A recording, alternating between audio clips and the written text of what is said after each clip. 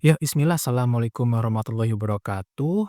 Pada pembahasan materi selanjutnya, yaitu pengelolaan perubahan dalam implementasi sistem informasi. Ya, pada materi ini akan dibahas juga mencakup faktor keberhasilan dan kegagalan implementasi sebagai indikator utamanya. Dan juga berfokus pada langkah-langkah yang perlu diambil untuk memastikan perubahan dapat diterima dan juga diimplementasikan dengan baik di dalam suatu organisasi atau perusahaan. Perubahan yang dihadapi dalam sebuah organisasi saat mengadopsi sistem baru sangatlah besar, baik dari segi proses, teknologi, maupun budaya di dalam organisasi tersebut. Oleh karena itu, pengelolaan perubahan harus direncanakan dengan baik untuk memastikan transisi yang mulus dan efektif. Pengelolaan perubahan dalam implementasi sistem informasi adalah suatu proses yang fokus utamanya adalah gimana caranya organisasi atau perusahaan bisa mengelola dampak perubahan yang ditimbulkan oleh implementasi sistem yang baru, yang terdiri dari perencanaan, komunikasi, pelatihan, serta dukungan untuk memastikan bahwa perubahan dapat diterima dengan baik oleh para stakeholder atau para pemangku kepentingan. Langkah-langkah dalam pengelolaan perubahan. Yang pertama, ada perencanaan perubahan.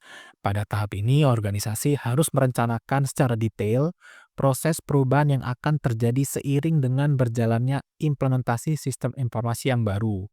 Pada tahap ini juga melibatkan beberapa hal seperti teknologi untuk memastikan bahwa teknologi yang digunakan sesuai dengan kebutuhan organisasi dan dapat diterima oleh semua pihak. Kemudian ada prosedur, menentukan prosedur atau alur kerja yang akan diterapkan, serta gimana sistem baru ini akan mempengaruhi prosedur yang sudah ada. Selanjutnya ada budaya organisasi.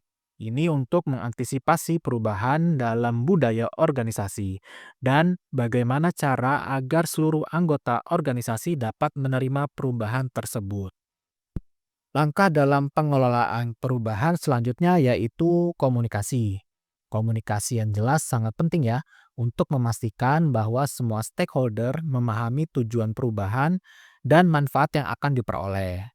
Tanpa komunikasi yang efektif, bisa terjadi juga resistensi atau ketidakpahaman terhadap perubahan.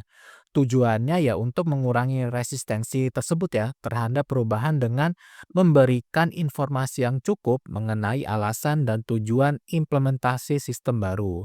Contoh tindakannya itu seperti apa? Ya, dengan menyampaikan manfaat sistem baru secara jelas kepada karyawan dan stakeholder lainnya agar mereka merasa lebih siap dan mendukung perubahan. Langkah dalam pengelolaan perubahan selanjutnya yaitu pelatihan. Ya, melatih karyawan untuk menguasai sistem yang baru agar mereka dapat beradaptasi dengan perubahan yang terjadi. Pelatihan itu sendiri adalah kunci untuk memastikan bahwa karyawan dapat menggunakan sistem baru dengan efektif dan efisien.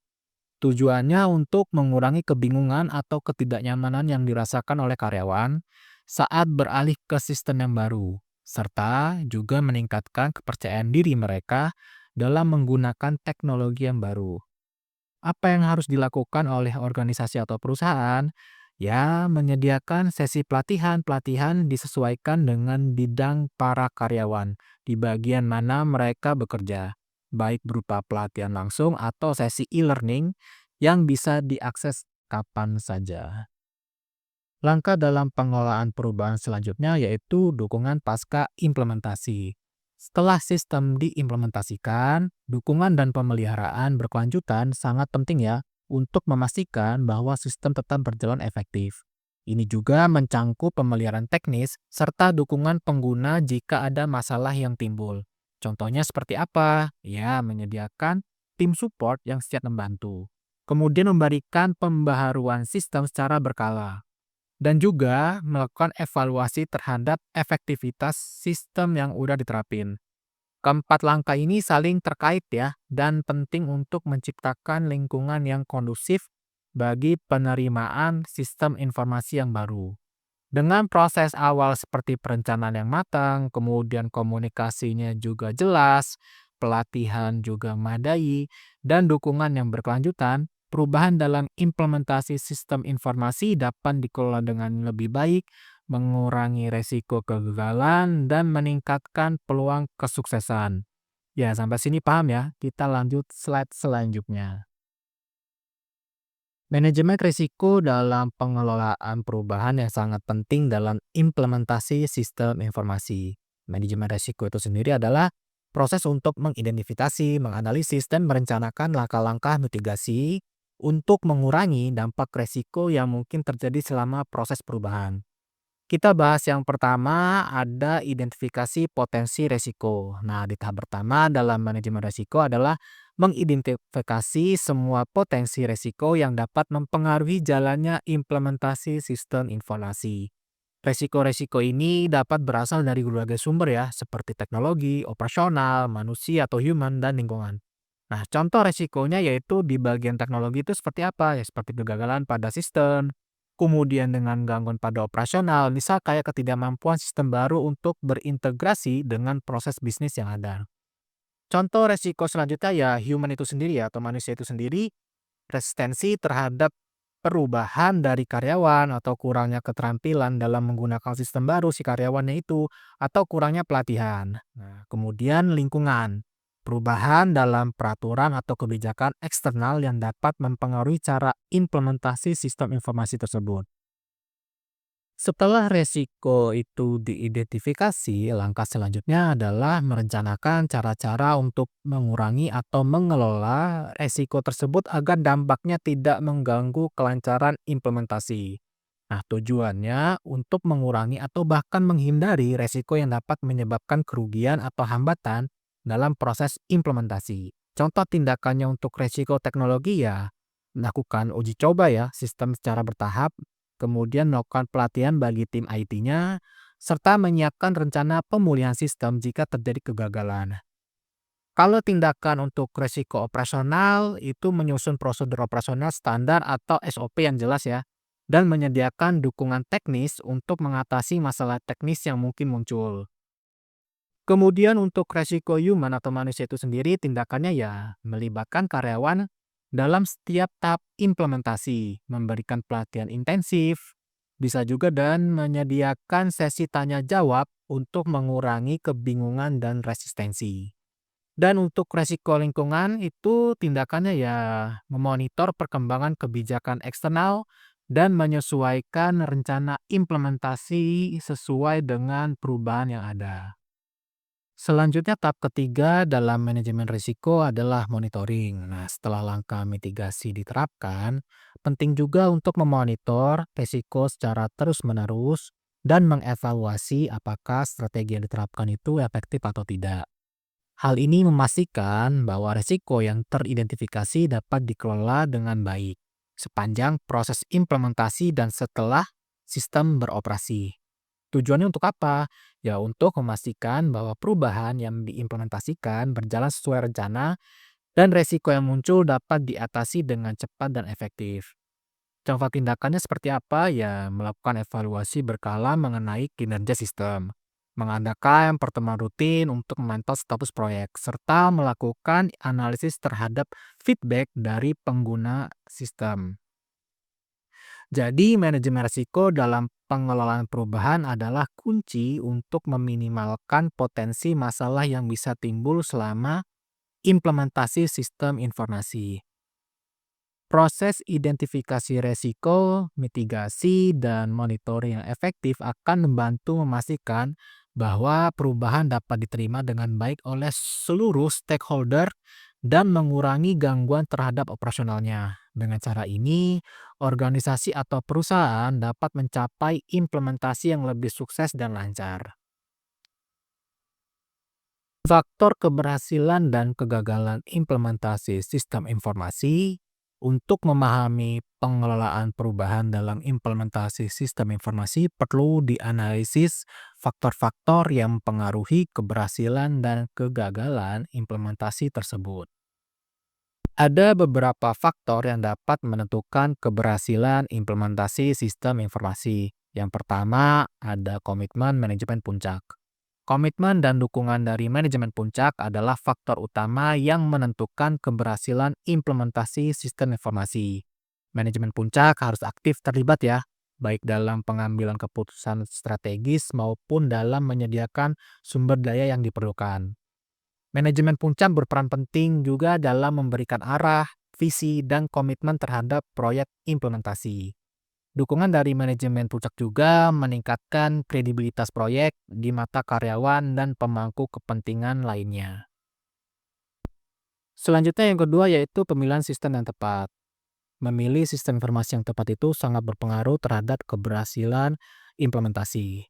Sistem yang dipilih juga harus sesuai dengan kebutuhan bisnis organisasi dan harus dapat diintegrasikan dengan baik dalam lingkungan operasional yang ada. Pemilihan sistem yang tepat itu akan memudahkan proses adaptasi dan memaksimalkan manfaat dari sistem tersebut. Sistem yang salah pilih dapat menyebabkan pemborosan biaya, waktu, dan sumber daya. Selanjutnya yang ketiga yaitu perencanaan yang matang. Perencanaan yang matang adalah dasar yang sangat penting ya dalam setiap proyek implementasi. Ini juga mencangkup analisis mendalam tentang tujuan, anggaran, jadwal, dan alokasi sumber daya. Tanpa perencanaan yang jelas, implementasi bisa terhambat oleh masalah-masalah tak terduga nih. Contohnya seperti apa? Contohnya itu seperti keterlambatan waktu, pembengkakan biaya, atau masalah teknis yang tidak dapat diatasi. Selanjutnya yang keempat yaitu keterlibatan pengguna. Keterlibatan aktif dari pengguna sejak tahap perencanaan hingga implementasi sangat penting ya. Pengguna yang terlibat merasa memiliki sistem yang baru dan lebih siap untuk menggunakannya dengan efektif. Jika pengguna dilibatkan dalam proses, mereka akan lebih merasa nyaman dan berkomitmen terhadap penggunaan sistem. Ini juga membantu dalam mengidentifikasi potensial masalah atau kebutuhan yang belum dipertimbangkan. Selanjutnya yang terakhir yaitu pelatihan dan dukungan pengguna. Pelatihan yang memadai bagi pengguna serta dukungan berkelanjutan setelah implementasi sangat penting untuk keberhasilan sistem. Pengguna yang dilatih dengan baik akan mampu menggunakan sistem secara efektif. Tanpa pelatihan yang tepat, pengguna mungkin akan kesulitan ya menggunakan sistem baru. Ya, pada akhirnya dapat mengurangi efisiensi operasional dan efektivitas sistem. Keberhasilan implementasi sistem informasi sangat dipengaruhi oleh faktor-faktor seperti komitmen manajemen puncak, pemilihan sistem yang tepat, perencanaan yang matang, keterlibatan pengguna, serta pelatihan dan dukungan yang memadai. Nah, dengan memperhatikan faktor-faktor ini, organisasi atau perusahaan dapat minimalkan resiko kegagalan dan meningkatkan peluang untuk meraih kesuksesan dalam implementasi sistem informasi. Nah, pada slide ini ada beberapa faktor kegagalan implementasi sistem informasi. Kita lihat di sini ada poin-poinnya ya. Yang poin pertama itu adalah kurangnya dukungan manajemen. Tanpa dukungan yang kuat dari manajemen puncak, itu implementasi sistem informasi dapat terhambat. Manajemen yang tidak terlibat dalam proses implementasi dapat menyebabkan kurangnya sumber daya, perhatian, atau arah yang jelas bagi tim proyeknya. Manajemen puncak yang tidak memberikan dukungan yang diperlukan akan membuat proyek itu kehilangan prioritas dalam organisasi. Nah, hal ini juga dapat menyebabkan keterlambatan, kekurangan anggaran, atau pemborosan sumber daya yang tidak terkelola dengan baik. Pada poin kedua, yaitu tidak sesuai dengan kebutuhan organisasi. Nah, implementasi sistem yang tidak sesuai dengan kebutuhan atau tujuan organisasi itu adalah salah satu penyebab utama kegagalan. Ya, sistem yang dipilih atau dikembangkan harus dapat mengakomodasi kebutuhan bisnis yang ada dan mendukung tujuan jangka panjang. Jika sistem yang diimplementasikan tidak relevan atau tidak dapat memenuhi kebutuhan operasional organisasi, maka sistem tersebut tidak akan memberikan manfaat yang diinginkan. Nah, sebaliknya akan menambah masalah operasional baru seperti gangguan dalam proses bisnis yang ada. Lanjut pada poin ketiga yaitu resistensi terhadap perubahan. Nah, salah satu hambatan terbesar dalam implementasi sistem informasi adalah Resistensi dari pengguna terhadap perubahan. Pengguna yang tidak merasa nyaman atau tidak siap untuk beradaptasi dengan teknologi yang baru cenderung menolak perubahan tersebut. Nah, alasan kegagalannya adalah resistensi ini bisa muncul karena kurangnya pemahaman tentang manfaat sistem yang baru, ketidakmampuan untuk menggunakan sistem yang baru, atau ketidaknyamanan dengan perubahan dalam alur kerjanya. Nah, tanpa keterlibatan dan pelatihan yang cukup, resistensi ini dapat menghambat penerimaan sistem oleh pengguna. Poin keempat yaitu kesalahan dalam perencanaan. Nah, perencanaan buruk adalah faktor penting dalam kegagalan implementasi. Hal ini mencangkup perencanaan waktu yang tidak realistis ya, anggaran yang tidak memadai, dan pengalokasian sumber daya yang kurang tepat. Nah, alasan kegagalannya itu ialah tanpa perencanaan yang matang ya. Kemudian implementasi dapat menghadapi banyak kendala yang tidak terduga nih, contohnya seperti keterlambatan atau kekurangan anggaran. Hal ini menyebabkan proyek menjadi tidak efisien, terus membengkak biayanya, atau bahkan bisa gagal total. Pada poin kelima itu kurangnya pemeliharaan dan dukungan pasca implementasi. Skala sistem diimplementasikan, pemeliharaan dan dukungan berkelanjutan sangat penting untuk memastikan sistem tetap efektif dan dapat terus-menerus memenuhi kebutuhan organisasinya. Tanpa pemeliharaan yang cukup, sistem bisa mengalami masalah teknis atau menjadi usang ya, atau dengan seiring waktunya ya. Jika tidak ada perhatian yang cukup terhadap pemeliharaan atau pembaruan sistem setelah implementasi, sistem yang diimplementasikan akan semakin tidak relevan atau tidak efisien dan bisa juga lebih rentan terhadap masalah. Nah, hal ini juga dapat mengarah pada ketidakpuasan pengguna dan kegagalan jangka panjang dalam penerapan sistem tersebut. Jadi, bisa ditarik kesimpulan dari faktor-faktor kegagalan dalam implementasi sistem informasi, mencakup kurangnya dukungan manajemen, kemudian ketidaksesuaian sistem dengan kebutuhan organisasi, terus resistensi terhadap perubahan, perencanaan yang buruk, dan kurangnya pemeliharaan serta dukungan pasca implementasi. Nah, untuk menghindari kegagalan, penting bagi organisasi atau perusahaan untuk memastikan bahwa faktor-faktor ini dipertimbangkan dan dikelola dengan baik selama seluruh proses implementasi. Slide selanjutnya yaitu pembahasannya tentang strategi untuk mengurangi resiko kegagalan. Nah, ada beberapa poin ya di sini.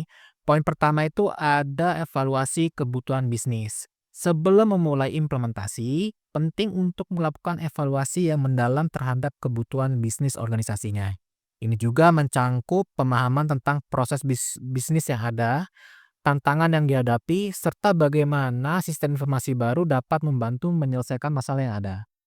Tujuannya untuk apa ya? Tujuannya ya untuk memastikan bahwa sistem yang dipilih atau dikembangkan benar-benar sesuai dengan tujuan dan kebutuhan bisnis organisasi, serta untuk menghindari implementasi sistem yang tidak relevan atau tidak bermanfaat. Tindakan yang bisa dilakukan ya melakukan analisis kebutuhan bisnis secara menyeluruh ya, melibatkan semua pemangku kepentingan dalam proses evaluasi untuk memastikan bahwa semua kebutuhan itu tercakup ya atau cukup ya.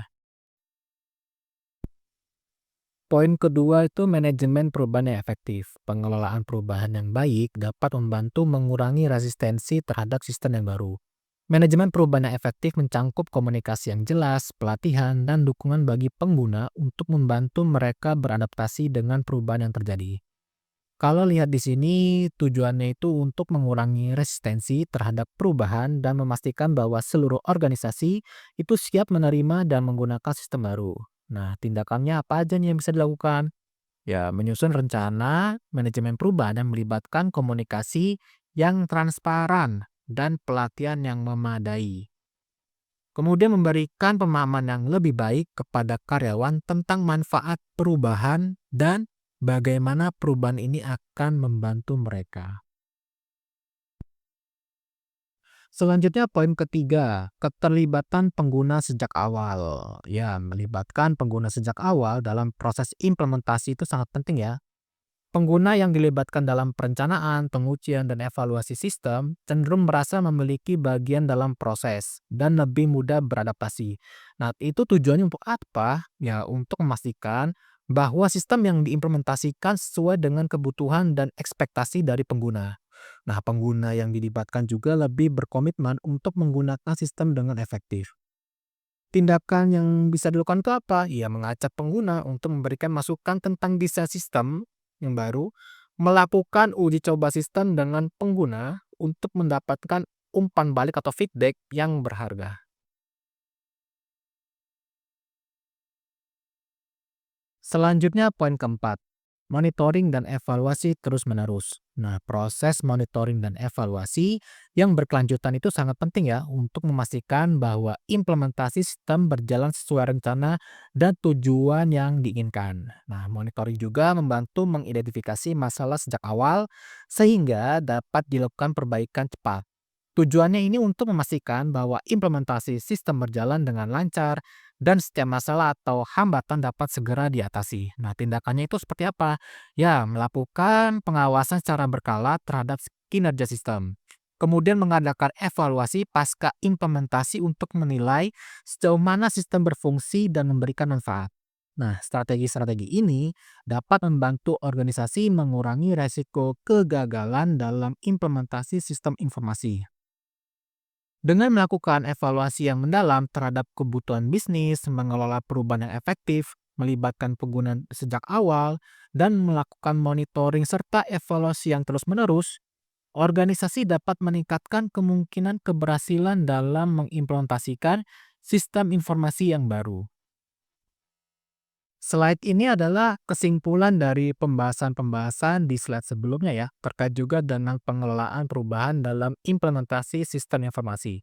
Ada beberapa poin yang bisa diambil kesimpulannya. Yang pertama itu pengelolaan perubahan dalam implementasi sistem informasi. Kemudian pengelolaan perubahan dalam implementasi sistem informasi adalah proses yang sangat penting untuk memastikan bahwa teknologi baru dapat diadopsi dengan sukses oleh organisasi atau perusahaan. Nah, teknologi baru yang diimplementasikan harus didukung dengan proses perubahan yang terencana dengan baik agar dapat diterima oleh seluruh pemangku kepentingan dan pengguna. Yang kedua yaitu faktor keberhasilan dan kegagalan implementasi sistem informasi. Dilihat dari perencanaan yang matang, dukungan dari manajemennya, dan yang terakhir itu pelatihan. Yang ketiga yaitu mitigasi resiko dan pendekatan yang tepat itu mengurangi resiko kegagalan. Dan pendekatan yang tepat maksudnya itu mengadopsi pendekatan yang tepat dalam setiap fase implementasi. Mulai dari perencanaan, pengujian, pelatihan, hingga dukungan pasca implementasi. Nah, ini akan membantu organisasi memaksimalkan potensi keberhasilan implementasi sistem informasi. Nah, pendekatan ini juga harus disesuaikan dengan karakteristik dan kebutuhan spesifik organisasi atau perusahaan. Nah, secara keseluruhan, keberhasilan implementasi sistem informasi sangat dipengaruhi oleh pengelolaan perubahan yang efektif. Dengan perencanaan yang matang, dukungan dari manajemen, pelatihan yang cukup, serta keterlibatan pengguna, organisasi dapat mengurangi resiko kegagalan dan meningkatkan peluang untuk meraih keberhasilan dalam mengimplementasikan teknologi yang baru. Mungkin cukup untuk pembahasan materi pengelolaan perubahan dalam implementasi sistem informasi pada mata kuliah implementasi dan evaluasi sistem informasi. Sekian dari saya, Barakallahu fikum.